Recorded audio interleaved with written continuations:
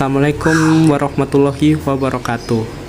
Perkenalkan, nama saya Dwi Bintang Kurniawan, A1A019067 dari Program Studi Agribisnis Fakultas Pertanian Universitas Jenderal Sudirman. Di kesempatan kali ini, saya akan menjelaskan terkait topik penentuan harga pokok produk melalui metode variable costing dan full costing. Disimak baik-baik ya teman-teman. Lalu apa sih pengertian dari full costing dan variable costing?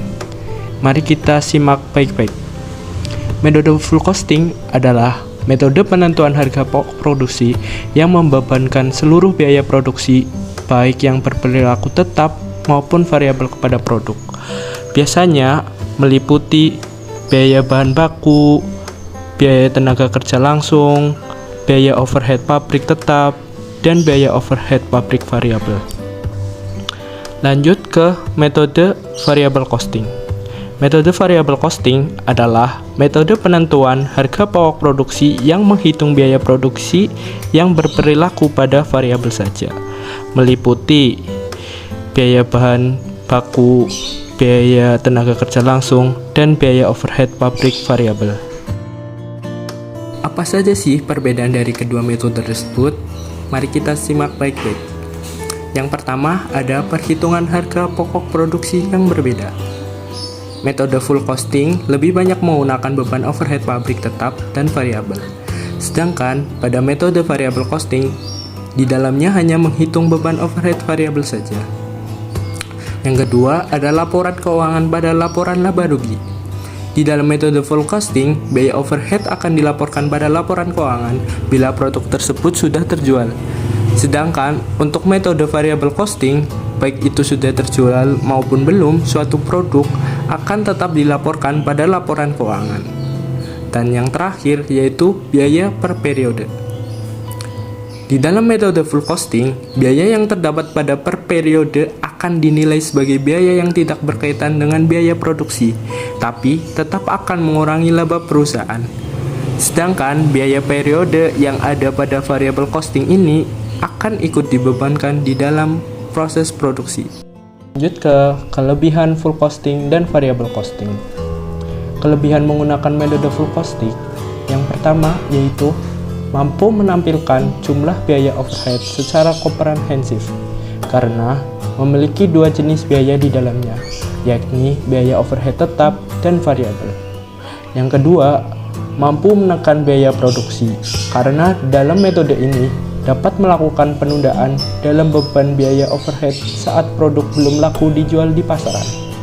Selanjutnya ke kelebihan metode variable costing. Yang pertama, perencanaan laba jangka pendek.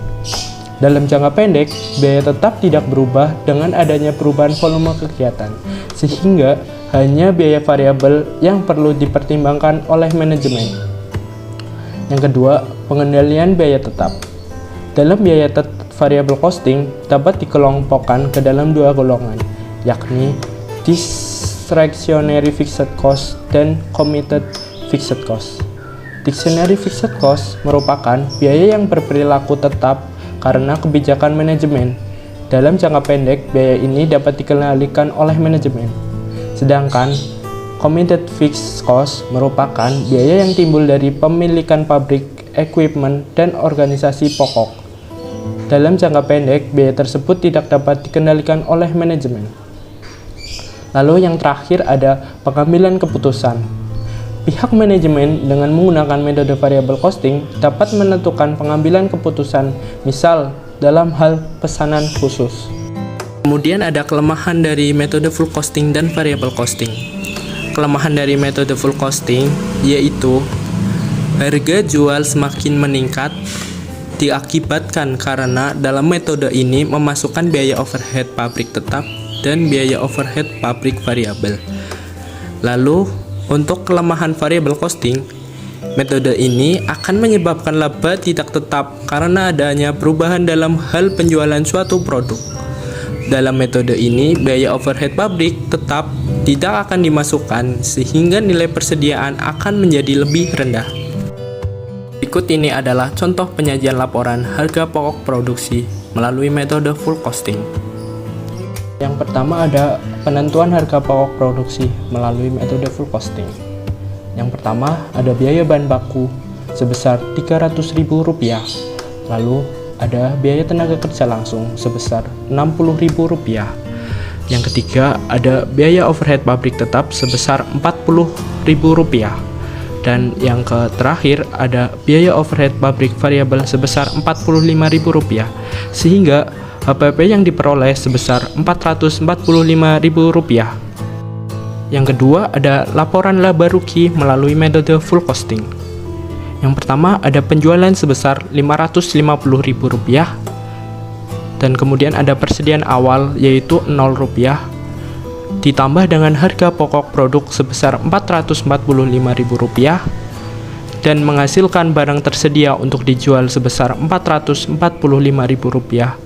Kemudian dikurangi dengan persediaan akhir Rp0, sehingga akan menghasilkan harga pokok penjualan sebesar Rp445.000. Lalu laba kantor diperoleh dari penjualan dikurangi harga pokok penjualan yang menghasilkan Rp150.000.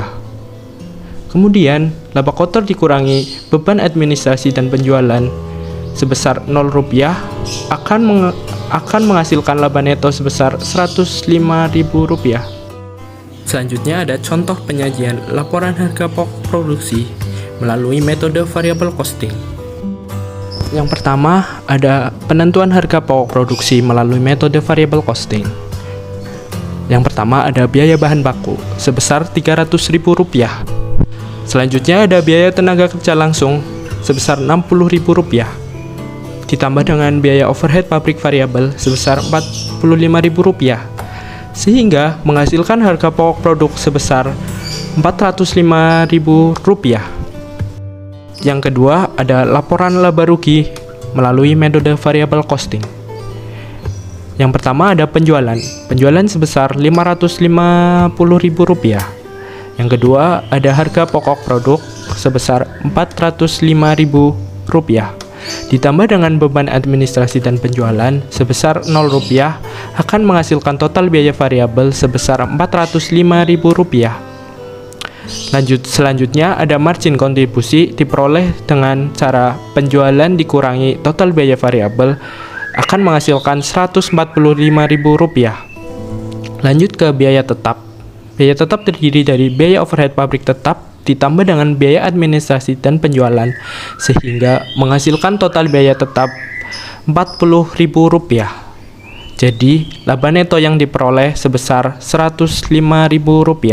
Untuk memudahkan kita dalam memahami materi ini, saya sudah melakukan wawancara kepada UMKM di bidang kuliner. Bubur ayam merupakan salah satu jenis makanan khas Indonesia. Bubur nasi pada umumnya diberikan suiran daging ayam, makanya bubur cenderung terkonotasi dengan nama bubur ayam.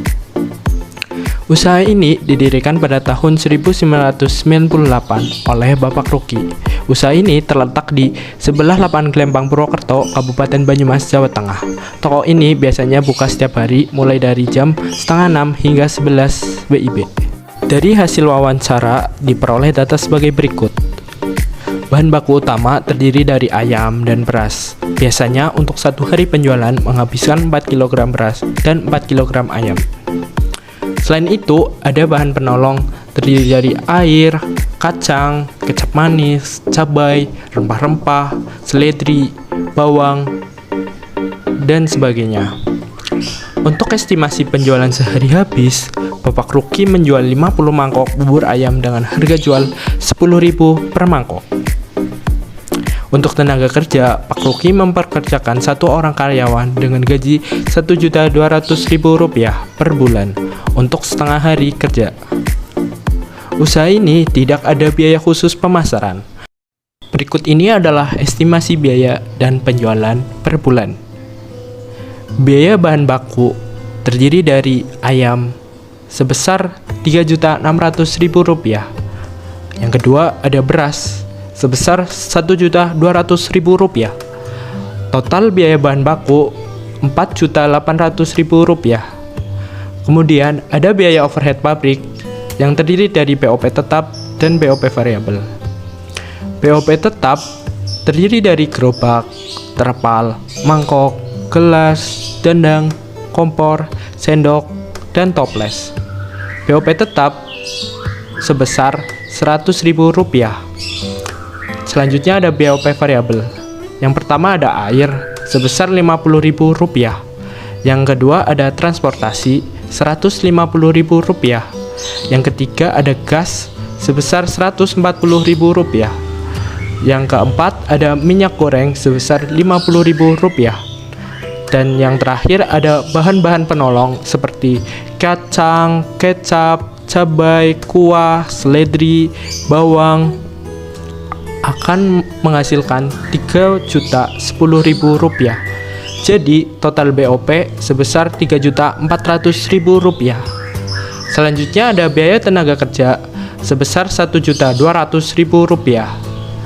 Selanjutnya ada penjualan yaitu Rp15 juta. Berikut adalah laporan harga pokok produksi bubur ayam khas Jakarta. Yang pertama, melalui metode full costing yang terdiri dari pertama, biaya bahan baku sebesar Rp4.800.000.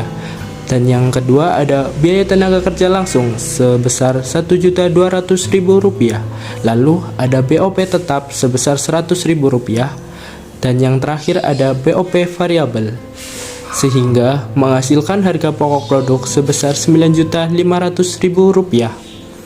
Selanjutnya ada metode variable costing, terdiri dari biaya bahan baku yaitu sebesar Rp4.800.000 dan biaya tenaga kerja langsung sebesar Rp1.200.000.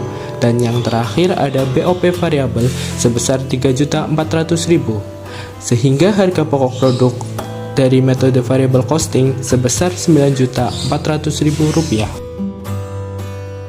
Yang kedua ada laporan laba rugi dengan metode full costing yang terdiri dari penjualan sebesar Rp15 juta dengan estimasi penjualan bubur sebanyak 50 mangkok per hari. Persediaan awal sebesar 0 ditambah dengan harga pokok produk sebesar Rp9.500.000 menghasilkan barang tersedia untuk dijual. Lalu barang tersedia untuk dijual dikurangi dengan persediaan akhir sebesar Rp0 dan menghasilkan harga pokok penjualan sebesar Rp9.500.000. Kemudian penjualan dikurangi dengan harga pokok penjualan sehingga menghasilkan laba kotor sebesar Rp5.500.000. Kemudian ditambah dengan beban administrasi dan penjualan sebesar Rp0 sehingga laba neto yang dihasilkan adalah Rp5.500.000. Selanjutnya ada metode variable costing yang terdiri dari penjualan sebesar Rp15 juta.